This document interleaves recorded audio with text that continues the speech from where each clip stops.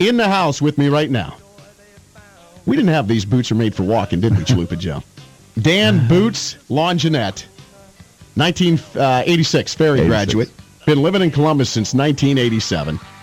Before I get to what you've been doing, is there anybody that's going to come in here and try to shoot us because you're in the studio? I think these are bulletproof. I brought my bodyguards. Yeah, I'm sure you did. Hey, what bodyguards? My brother. Is he out there? No, I didn't bring him. He was in his pajamas when I left. He goes, I'll just listen from the house. Yeah, so Doug has one of those plush jobs over at United Dairy. Kind of like the owner, James Carson. They show up when they want, make big money, and they go home. You know how the presidents age? Oh, yeah. You got to see how bad he's aged since he started today. He'll kill me for that I saw the old pictures. Hey, what was your initial impression coming down Main Street here in Wheeling? You said you were shocked, right? I get sick to my stomach. When I come off Fort Henry Bridge, it makes me sick. Because when I was a little kid, the Ellis Good Tree and Christmas time, I talk to my 12-year-old all the time about that, but you can't explain what we grew up in this great environment and to watch how bad it looks now. It's terrible. And it's sad because there are a lot, as I told you in the break, there are a lot of good things going on in Wheeling on other streets, but again, every city is predicated by their main street, and when you drive down Main Street, you just see emptiness, and it's overwhelming sometimes. You come down, Stone and Thomas is gone. Reichert Furniture, which was one of my jobs back in the day. Everything basically. Remember that big Santa Claus I used to put out front of Reichert?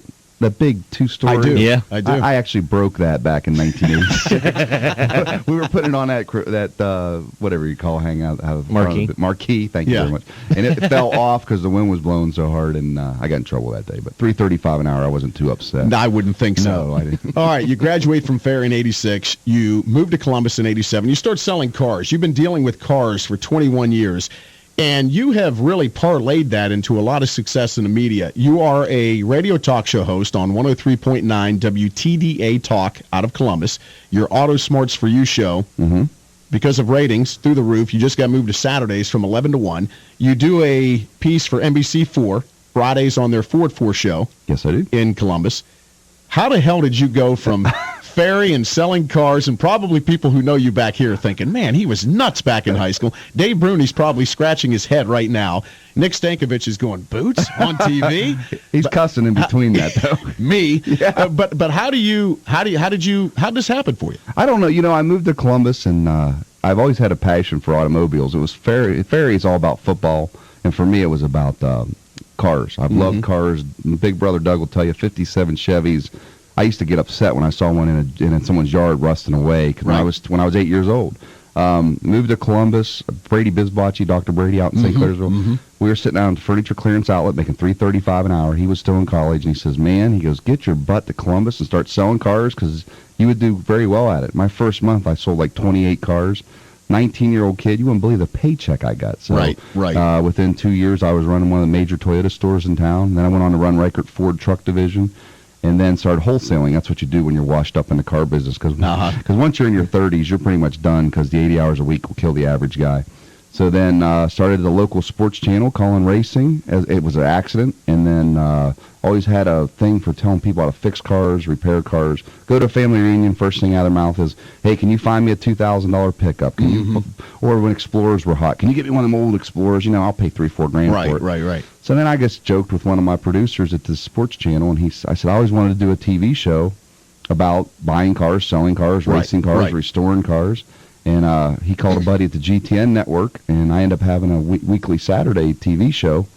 That went really well. Second in ratings, which we never dreamed. Cartoons killed us on Saturday. Right. Well, and they're going to kill you on Saturdays, yes. You can't beat some of the cartoons. You're not going up against Looney Tunes and winning. It just doesn't happen. I think as a parent, you let the kids have the controller. But Fox News kicked our butt. But other than that, we were second on adult programming. That sounded bad, didn't it?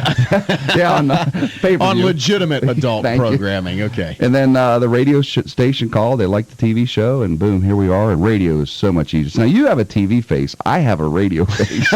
Me being on TV, you think it had 10 pounds? It's 20 pounds. I look like a lard on that Longinette gut and that big neck. Hey, everybody thought I was 6'4", 300 pounds, and then they'd meet me and go, "Geez, you're small." And I'd say, "Well, I don't know if I should take that as a compliment or not." Well, I didn't picture you this way. I didn't know, and then Doug said we were so much alike, and when I saw you That's last night... scary, because after hanging out with you last night, that means you are very, very demented. Yeah, I'm pretty ate up. Anybody who knows me, old Coach Dave, I used to give him fits. I mean, he used to, oh, God, he hated the fact I loved automobiles. Any Dave Bruni stories you could tell us over the radio? Oh. No, let's pass that Where do I because I like Dave, and I'm going to have to run into him, and you're not going to have to deal with him. I am. So we'll leave that at that.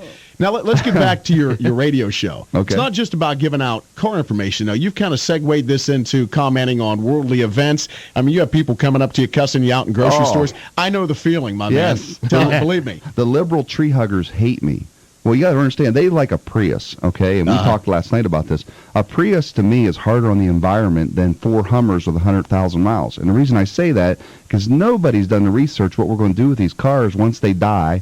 We start junking them. What are they going to do with batteries? Where's the batteries going? You're exactly right. I have a very good friend, as a matter of fact, who's a Republican political analyst for me, Shane Thompson, who works for a major battery company whose responsibility is getting, like he said, he goes, nobody ever thinks about what do you do with these batteries. You can't throw them in landfills. You can't just get rid of them. And you're right.